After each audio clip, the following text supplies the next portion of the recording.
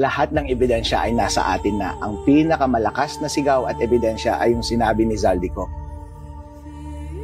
Ngayon, dumating yung pagkakataon na nagsumbong na yung taong may kasalanan at sinasabing dawit ka. Wala na tayong ebidensyang dapat hingin pa. Ang dapat nananagot ay yung taong may control sa lahat. Lahat ng acts under the executive ay gawa rin mismo ng executive dahil ang executive ay vested sa kanya lamang. So, any inadequacy na nangyari sa kanyang departamento ay dapat siyang managot. In the first place, mukhang wala siyang command at all. Pinabayaan niyang may free reign lahat ng mga tao sa baba niya. Pinabayaan niyang nag-agaw-agawan sila ng kapangyarihan, magnakaw ng pera ng taong bayan, tapos ngayon may lumalapit na kahit siya ay involved.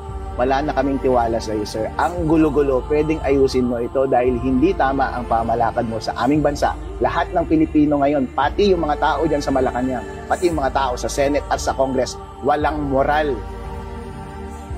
Akibat ng mga rallies, alam natin na mayroong mga nagpaplano o mga naggustong mag-file ng mga kaso.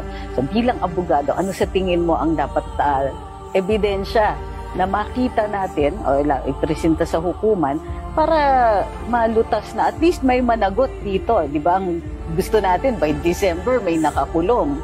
So sa tingin mo, ano pa yung kailangan? Lahat ng ebidensya ay nasa atin na. Ang pinakamalakas na sigaw at ebidensya ay yung sinabi ni Zaldico. Before nagsalita si Zaldico, yung mga Ilocano at mga Pilipino, hindi pa sila sure kung may involvement ba talaga si BBM. Pero alam namin, si BBM from the very beginning, sir, parang wala ka sa sarili mo. Bakit hindi mo ginagawa yung trabaho mo? Hindi yan yung hakbang ng isang malakas na leader na ibinoto namin.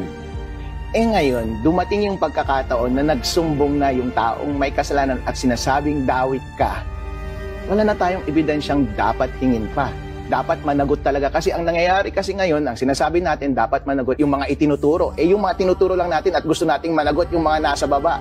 Tinatanggal natin yung eyes natin sa taong dapat nananagot.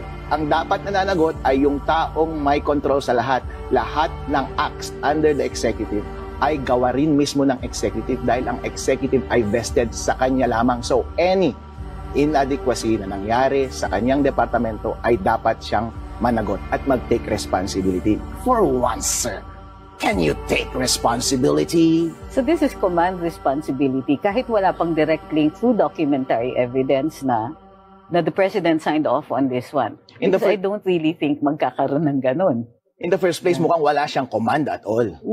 Pinabayaan niyang may free reign lahat ng mga tao sa baba niya. Pinabayaan niyang nag-agaw-agawan sila ng kapangyarihan, magnakaw ng pera ng taong bayan, tapos ngayon may lumalapit na kahit siya ay involved.